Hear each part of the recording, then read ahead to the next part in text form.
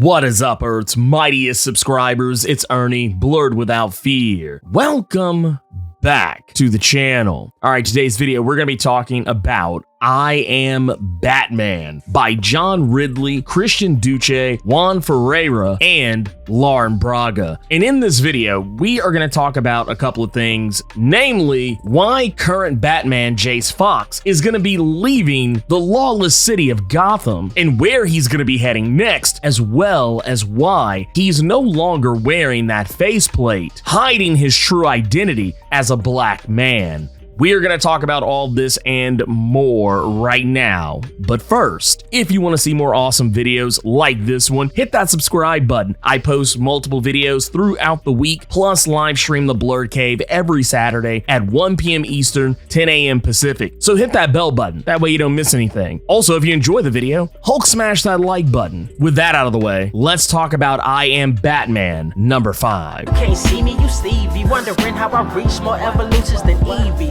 And make it look easy. The main thing that I really want to get into here is talking about why Batman is no longer going to be operating out of Gotham City. Now, there are a couple of actual reasons behind this, but as you may know, the Magistrate has been operating in Gotham, and while the Magistrate itself is technically no longer really a thing, it is still technically a thing. At this precise moment, masks and vigilantes have been outlawed in Gotham City. Not that they weren't already outlawed anywhere else. Vigilantism in the real world is actually incredibly illegal, but in comics, there's such a moral gray area that, it never really gets addressed as often as it probably should. Though more comics as of late have actually been tackling that because of actual real world things happening. But point of the matter is, Jace Fox, who is the son of Lucius Fox, right now he is feeling as though he is kind of in a weird transitional state because a lot of people in Gotham don't really respect him as the Batman of Gotham City. They just always refer to him as the other guy. He's just some other dude, even at a point in this particular comic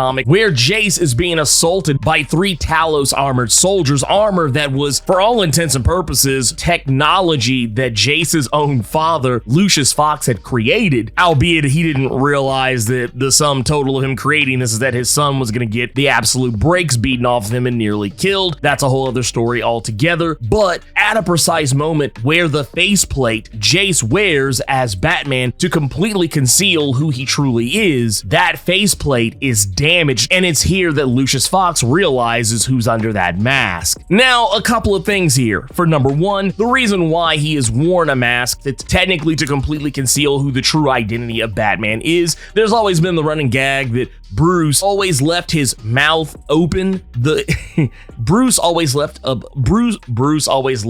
that hole in his mask so that you could see his mouth, so that whenever the cops showed up, they wouldn't shoot him because they would realize it's just some white dude in a suit, as opposed to seeing a black man under that costume and then saying, oh, it's a black guy in a costume, kill him. That's always kind of been the running gag. Now, yes, a part of the reason why he wore the faceplate on his mask to hide his true identity was for a multitude of reasons. One being that the Magistrate had facial recognition technology, and even a partial facial recognition would have given away his identity. He also didn't want his family implicated in any way. And of course, as John Ridley even himself has said on multiple occasions when asked about this, that one of the reasons why he put a faceplate on Jace's mask is because, and I quote, "You're always going to recognize your kid. You could be in a crowd of children and still recognize the sound of your child's voice. In that moment, I just couldn't play that conceit. Jace is black with a goatee, and there is no way that Lucius was not going to recognize his son." That's also one of the main reasons why he did it. And of course, also, let's kind of talk about Lucius here for a second. Lucius did not want his sons participating in any Batman or any other vigilante shenanigans for that matter, and Jace, I think, was also keenly aware that if Lucius saw him, it would put Lucius in a very tough predicament, considering that both Lucius and Tanya Fox, his father and mother respectively,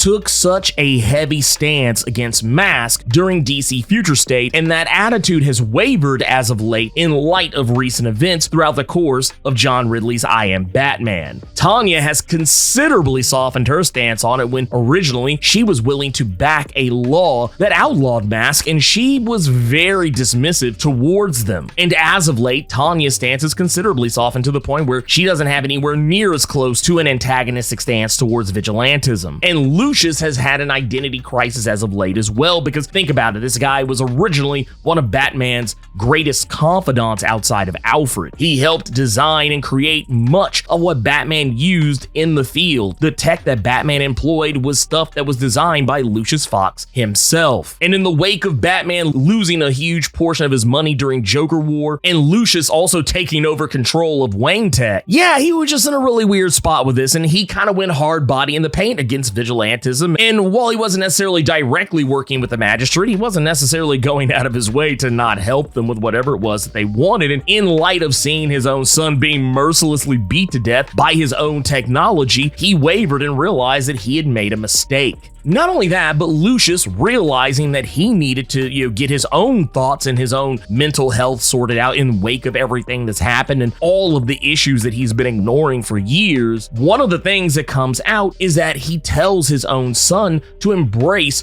who he truly is. He tells him to ditch the faceplate. The truth is, you are Batman. You're not the other Batman. You are just as much of a Batman as Bruce Wayne is. But just as much as you're Batman, you're also your own person, and what you are and what you represent is incredibly important. And in this moment, Lucius Fox echoes something that I often like to famously refer to when talking about the character of Black Lightning. A lot of people always say, oh, why does he gotta be Black Lightning? Why does he gotta have black in his name? And one of the reasons why, and this actually is something that came up during Infinite Crisis number 6, when Mr. Terrific and Black Lightning were having a conversation during the event about why he calls himself Black Lightning, and he mentions himself that back when I started in this business, I was the only one of us around, and by one of us, referring to black people operating as superheroes in the DC Comics universe, and he says that I wanted to make sure everyone knew who they were dealing with, whether they were a cop, a criminal, a victim, whoever. He wanted people to know who was fighting crime out there in these streets, who was opposing the villains of the world, and the people that he was saving. He wanted them to know and understand who he truly was, regardless of whether or not they actually knew his government name. Either way, the faceplate gets damaged during his battle with those armored Talos soldiers, and he's just now elected to no longer put it on. He technically had it broken or discarded previously, but he eventually wound up replacing it. This time, he's not going to replace it. Now, the other question of why he's leaving Gotham City and where he's going, this is largely in part due to him wanting to be closer to both his mother and both of his sisters, Tiffany and Tamara, with Tamara being the one who has been in the hospital pretty much since Joker War, and that was courtesy of falling prey to the villain Ratcatcher. Tamara was, for all intents and purposes, an invalid since Joker War, and she has recently, as of I Am Batman number 5, recovered from, for all intents and purposes, being a vegetable. She couldn't move, she couldn't do anything, and now we're learning in this issue that she has awoken and that she is going to need some very serious rehabilitation that she can't get in Gotham City. She's gonna have to move to New York. With that being the case, if Tanya Fox is gonna have to move her child to another city, it makes sense that Tiffany and Jace, as well as even Luke Fox, they would probably want to be closer to their sister to have that family support system. So it makes sense why Jace is going to be piecing out of Gotham City. Plus, he already knows that this is technically Bruce's territory, so he wants to strike out kind of in similar ways as to what Otto Octavius did as the Superior Spider-Man, with Superior Spider-Man going to San Francisco. Also, another case in point that's a little closer to home, Nightwing, who left Gotham City to go to Bloodhaven to create his own way. It all makes sense. Typically, this is what happens when superheroes who are, for all intents and purposes, legacy heroes, and if you don't know what that term means, I know that I use it sometimes and people kind of look at me like I'm crazy, but when I say a legacy hero, I'm talking about a character who is spun off from another more prominent character and are rising up the ranks on their own under the same mantle. Kind of like how there's a bunch of different Flashes, there's a bunch of different Green Lanterns, there's a bunch of different Thors, there's a bunch of different Spider-Men. These are legacy roles, these are legacy titles, and that's what Jace Fox is. He is a legacy Batman, and it all makes sense. So will this mean some kind of a major status quo difference for Jace? I don't really think so. I think he's just gonna get to know a new city, and he's likely gonna get some new villains. He may even see some old ones return, and I'm sure some plot threads from I Am Batman are gonna carry over, because as we know, there are some things that have not been put to bed yet. Chief among them being the whole issue with the Seer, this ghost of an individual, and I'm not saying ghost literally, I mean in a metaphorical sense, this person who is for all intents and purposes a ghost who Jace has been trying to track down and figure out the motives of since I Am Batman began. So that will likely follow him to New York if I had to take a wild stab at it. But those are the answers to the major questions: why Batman is no longer wearing the faceplate and why he is going to be moving away from Gotham off to New York City. Anyways, let me know what you thought about I Am Batman number 5. Keep it plus ultra and sound off in the comments.